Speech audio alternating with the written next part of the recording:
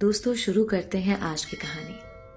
مجھے اس کی صورت سے محبت نہیں تھی کیونکہ میں نے اسے ابھی تک دیکھا ہی نہیں تھا، نہ مجھے اس کے الفاظ سے محبت تھی، حالانکہ وہ اچھے اور خوبصورت الفاظ استعمال کرتی تھی اور وہ بہت اچھا بولتی بھی تھی، بہت پیارے دھیمے سے لہجے میں، مگر مجھے اس کی آواز سے بھی محبت نہیں تھی۔ مجھے صرف اس کے لب و لہجے اور الفاظ میں جھلکتے جذبوں کی اس شدت سے محبت تھی جس کی تپش محسوس کر کے میری دھڑکنیں بے ترتیب ہو جاتی تھیں۔ میری اس سے شناسائی انسٹاگرام پر ہوئی تھی۔ میں ایک شاعر ہوں، سوشل میڈیا شاعر کہہ لیں۔ ابھی تک میری شاعری کی کوئی کتاب شائع نہیں ہوئی تھی، بس فیس بک اور انسٹاگرام پہ اپنی شاعری پوسٹ کرتا تھا جسے پڑھ کر لوگ داد دیتے اور میں خوش ہو جاتا۔ دن ایسے ہی گزر رہے تھے کہ ایک دن جیسے ہی انسٹا آن کیا، ایک سلام کا میسج ملا۔ دیکھا تو وہ کسی لڑکی کی آئی ڈی سے تھا۔ پہلے بھی ایسے کئی میسج آتے رہتے تھے، لوگ تعریف بھی کرتے تھے۔ میں نے یہ میسج بھی ایسا ہی سمجھا اور سلام کا جواب دے دیا۔ فوراً ہی میسج آیا، بہت لیٹ آئے آپ، میں تو کب سے ویٹ کر رہی تھی آپ کا۔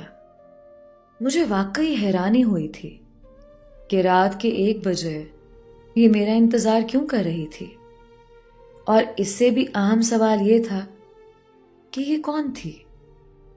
آپ میرا انتظار کیوں کر رہی تھی؟ میں نے جواباً میسج کیا، آپ کی شاعری بہت پیاری ہوتی ہے۔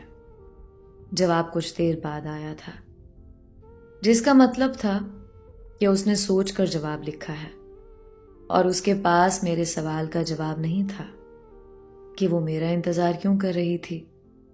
میں نے بھی زیادہ زور نہیں دیا اور شکریہ لکھ کر سینڈ کر دیا۔ موسٹ ویلکم سر، فوراً ہی جواب آیا تھا۔ کچھ دن گزرے تو پھر اس کا میسج آیا۔ اس میں بھی اس نے سلام کے بعد میرے نئے شعر کی تعریف کی تھی۔ اسے یہ شعر بہت پسند آیا تھا۔ پھر یہ معمول ہو گیا، میں جب بھی کوئی نیا شعر پوسٹ کرتا وہ میسج کر دیتی۔ یوں ہی 6-7 ماہ گزر گئے، نہ میں نے کچھ پوچھا نہ اس نے بتایا، مگر ہم انجان رہ کر بھی نہ جانے کیسے اور کیوں ایک دوسرے کے قریب آتے گئے۔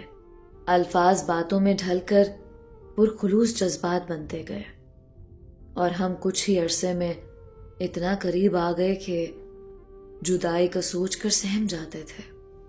میں واقعی ڈر جاتا تھا کیونکہ میرے پاس کھونے کے لیے اس کے سوا اور کچھ نہیں تھا۔ جب وہ کہتی کہ میرے بھی آپ کے لیے ایسے ہی جذبات ہیں تو میں سرشار ہو جاتا تھا۔ اس کے ساتھ میرے الفاظ مزید نکھرتے گئے۔ وہ میری شاعری کا محور نہیں، میری شاعری بن چکی تھی۔ مجھے پتہ ہی نہیں تھا کہ غزل لکھنے کے لیے الفاظ نہیں، کسی ایسے انسان کا ہونا ضروری ہے جس پر غزل لکھ سکیں، تبھی اس میں جان پڑتی ہے۔ میری غزلوں میں جان پڑ گئی تھی۔ پڑھنے والوں کو لگتا تھا کہ غزل خود ان سے مخاطب ہے۔ ہر لفظ پہ تعریف بڑھتی گئی اور ہر تعریف پہ میری اس کے لیے شدت۔